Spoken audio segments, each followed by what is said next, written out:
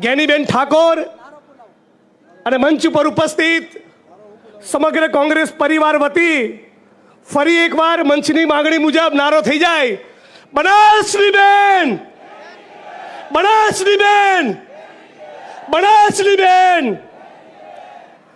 ગરીબ, શોષિત, વંચિત સમુદાયમાંથી આવતી મારી બનાસણીબેન જ્ઞાની ઠાકોર એકલા હાથે બનાસકાંઠા જિલ્લા કોંગ્રેસના પાયાના કાર્યકર્તાઓની મદદથી ઝાંસીની રાણીની જેમ ઝઝૂમી રહી છે.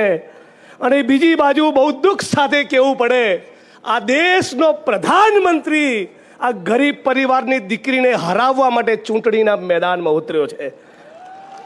કાશ મોદી સાહેબ તમારી છાતી ખરેખર 56 ઇંચની હોત અને ચીનવાળા 4000 વર્ગ કિલોમીટર જમીન ભારતની દબાઈને બેઠા છે ત્યાં તમે લાલ આંખ કરી હોત.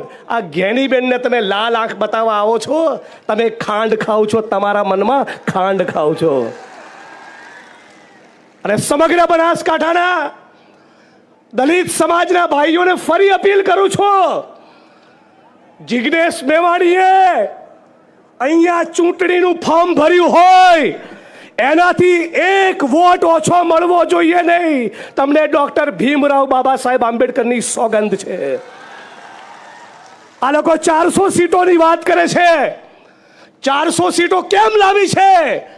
400 સીટો એ ડોક્ટર ભીમરાવ બાબા સાહેબ આંબેડકરનું બંધારણ ખતમ કરવું છે અને આદિવાસી, ઓબીસી અને દલિત સમાજને મળતી અનામત ખતમ કરવી છે. એટલા માટે 400 સીટો લાવવાની વાત કરે છે. સાથીઓ, આ પ્રધાનમંત્રી અને એમની પાર્ટીને ઓળખવાની જરૂર છે. લાંબી વાત નથી કરવી.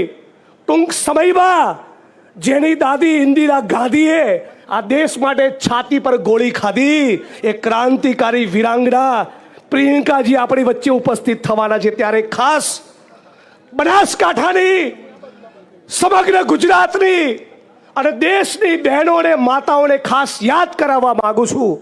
હમણાં 2 દિવસ પહેલા હું કર્ણાટક હતો અને કર્ણાટકમાં ભારતીય જનતા પાર્ટી એ જેડીએસ નામની પાર્ટીના એક ઉમેદવારને ટેકો આપ્યો. કોણ ઉમેદવાર? એક એવો ઉમેદવાર જેનું નામ પ્રજ્વલના રેવન્ના. એક ન્યૂઝ ચેનલ વાળા નહીં બતાવે, સાંજે જોઈ લેજો.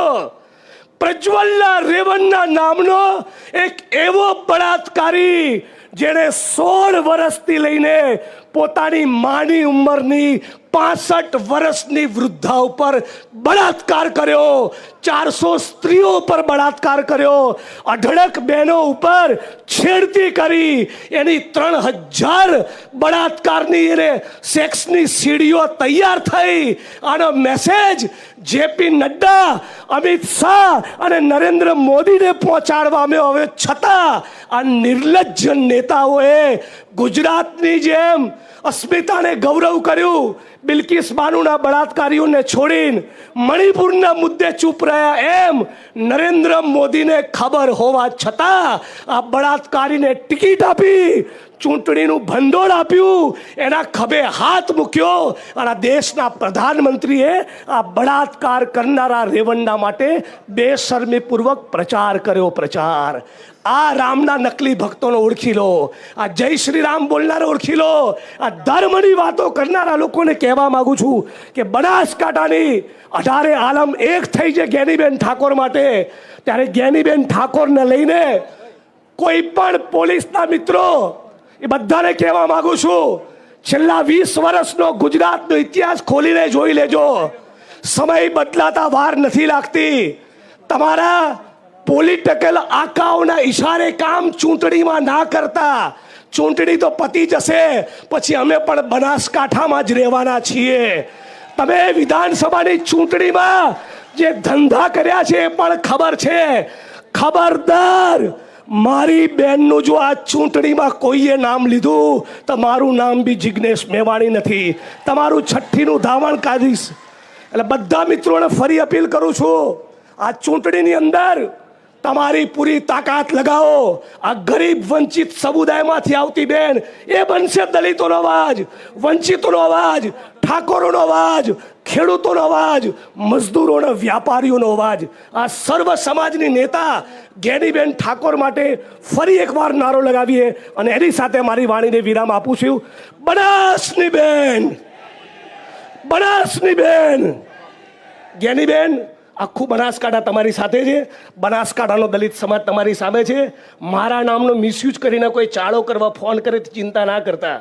આ દીકરો દલિત સમાજનો આસામની જેલ દલિત સમાજ માટે ગયો છે. ગુજરાતના 50 લાખ દલિતોને ખબર છે. તો સાથીઓ, લડેંગે, જીતેંગે. જય ભીમ, જય ભારત, જય કોંગ્રેસ.